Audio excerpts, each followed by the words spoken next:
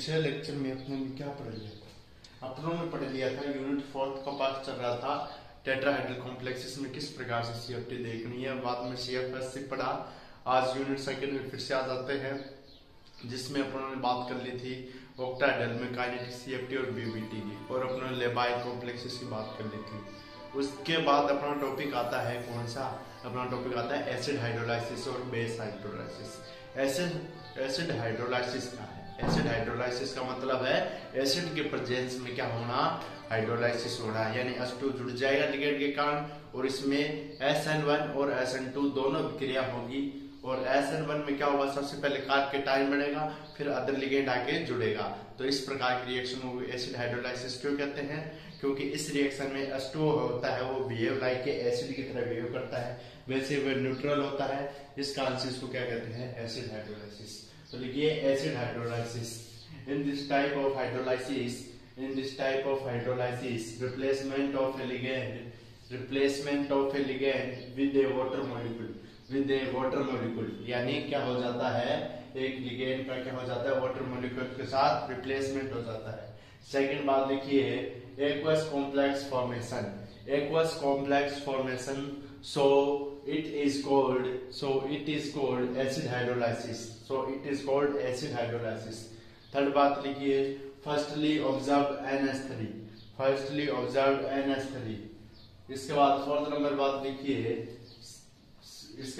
Number बात लिखिए cobalt NH3 और ये L है लिगेंड, 2 पॉजिटिव चार्ज है। Cobalt NH3 L 2 positive charge है। Reaction rate slow. H2 ligand द्वारा NH3 का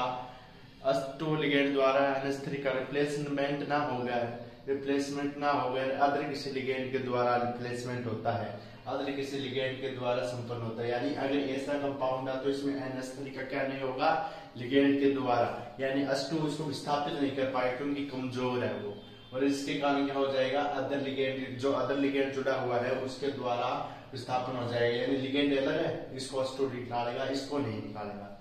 बाद में लिखिए SN1 मैकेनिज्म। एसिड हाइड्रोलाइसिस की 2 टाइप की मैकेनिज्म होती है। लिखिए इस प्रकार की रिएक्शन 2 तरीके से संपन्न होती है, SN1 और SN2, SN1 and SN2।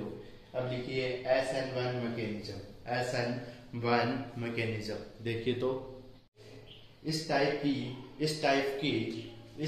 Reaction में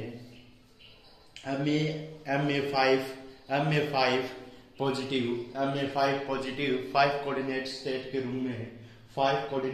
के रूप में इंटरमीडिएट बनता है तथा इसका प्रथम स्टेप स्लो स्टेप होता है जिसे हम RDS स्टेप भी कहते हैं या रेट डिटरमाइनिंग स्टेप भी कहते हैं। इसके बाद लिखिए तथा इसमें सेकंड स्टेप फास्ट स्टेप होता है तथा इस दौरान MX5 प्लस लिगेंड का बॉन्ड क्लीवेज होता है। So it is mechanism called that dissociative mechanism। लिख लिया। अब इसके लिखिए mechanism of SN1 reaction in coordination compound, यानी एसिड हाइड्रोलाइसिस किस प्रकार से हुआ है कोऑर्डिनेशन कंपाउंड में। तो इसमें मेरे भाई क्या होगा?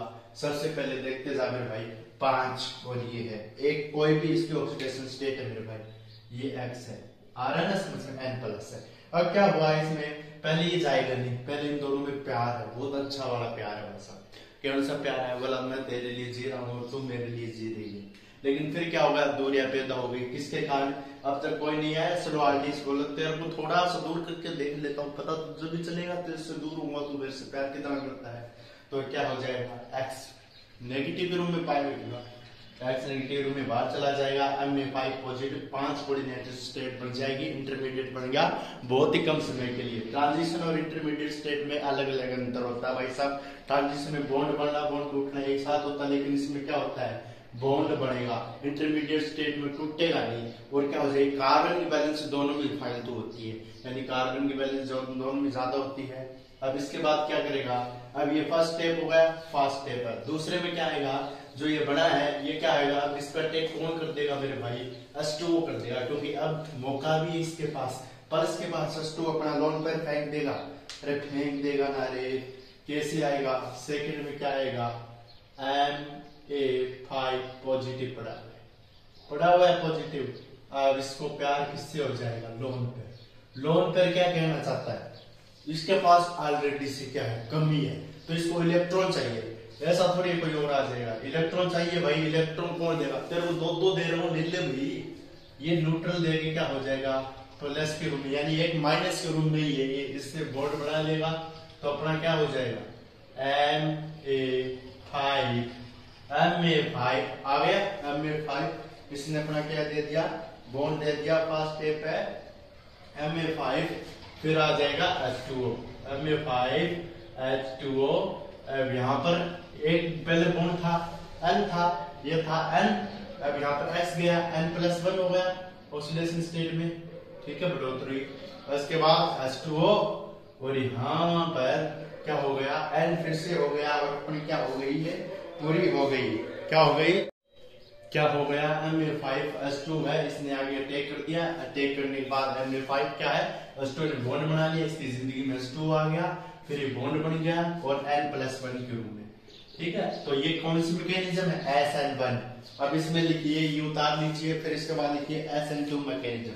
इन SN2 मैकेनिज्म, अब लिखिए SN2 मैकेनिज्म हेडे लगा के, इस प्रकार की इक्वेशन की, इस प्रकार की SN2 मैकेनिज्म में, इक्वेशन की इस प्रकार की SN2 मैकेनिज्म में एक आरडीएस स्टेप होता है, एक आरडीएस स्टेप होता है, परंतु 7 कोऑर्डिनेट इंटरमीडिएट कॉम्प्लेक्स बनता है, 7 कोऑर्डिनेट इंटरमीडिएट कॉम्प्लेक्स बनता है, जिसके बाद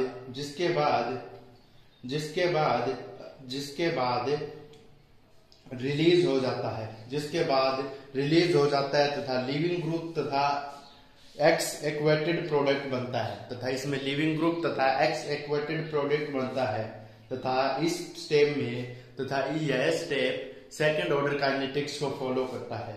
सेकंड ऑर्डर काइनेटिक्स को, यह स्टेप सेकंड ऑर्डर काइनेटिक्स को फॉलो करता है मेरे भाई, ठीक है। अब देख किस प्रकार से हुआ है, तथा इस ऑल रिएक्शन में H2 लार्ज अमाउंट में प्रेजेंट होता है, इस ऑल रिएक्शन में H2 लार्ज अमाउंट में प्रेजेंट होता है, इसलिए H2O को कांस्टेंट के रूप में लिया जाता है, कांस्टेंट के रूप में लिया जाता है।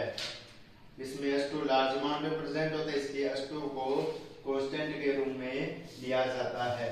अब देखिए, पहले मैं रेट लिखवा देता हूँ भाई साहब।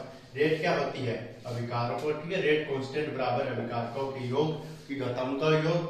कंसंट्रेशन कौन सी है, बस M ये लिखा रहा हूँ K1, यानी equation rate of first SN1 mechanism की काइनेटिक है, ठीक है। K1 MX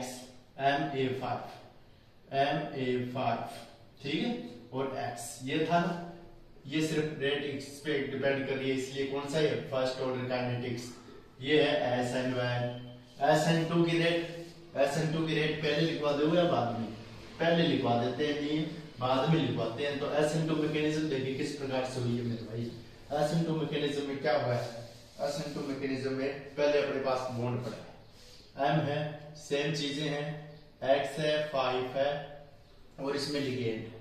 अब इसमें क्या होगा, वो लिगेंड पहले बनता था कार्ब के टाइम, इसमें नहीं बनेगा, प्लस नहीं आएगा, H2 डायरेक्ट अटैक कर देता है मेरे भाई।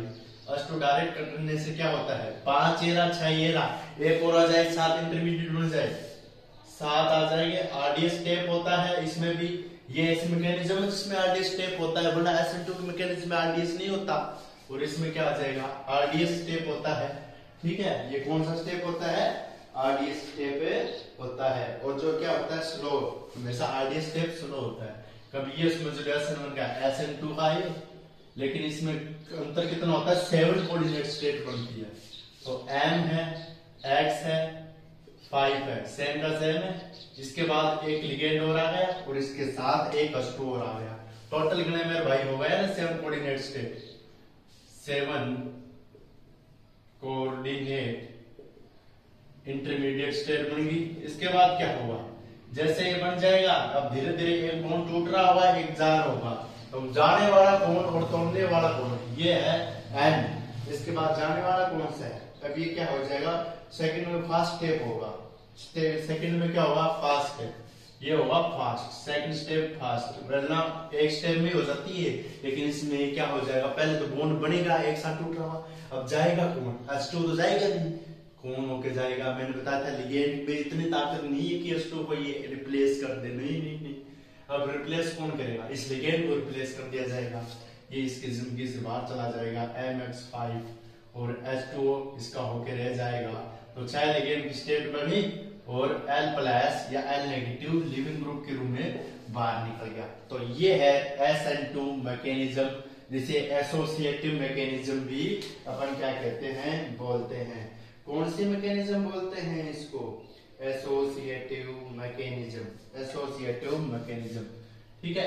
N+1 यहां से L लेके चले थे, जैसे ये लिगेंड निकलता है हमेशा ऑक्सीडेशन स्टेट बढ़ती है, तो इस प्रकार से एसोसिएटिव मैकेनिज्म क्यों कहते हैं, एसोसिएटिव क्योंकि इसमें क्या होता है, बॉन्ड का बनना व टूटना एक साथ होता है, या कंसंट्रेटेड मैकेनिज्म भी कहते हैं, टूटा भी है और बड़ा भी है। स्टेप देखें तो ये है SN1 और SN2 मैकेनिज्म किसकी, एसिड हाइड्रोलाइसिस की। अब इसके बाद क्या आता है, इसकी मैं ऑर्डर तो लिखा दूं, मैं रेट ऑफ रिएक्शन लिखवा दूं, इसकी रेट ऑफ रिएक्शन या ऑर्डर, तो K2 रिप्रेजेंट कर देते हैं MA5, ठीक है, X और MA5X था, वो डिपेंड किस पे कर रही है, साथ में H2O भी है ना, तो पहले ये देखें रिएक्टेंट इधर कितने हैं, एक ये रहा, दो चीजें हैं, इस कारण से क्या हो जाएगा, डायरेक्ट टेक करने के बाद रिएक्टेंट भी इसका होके रह गया,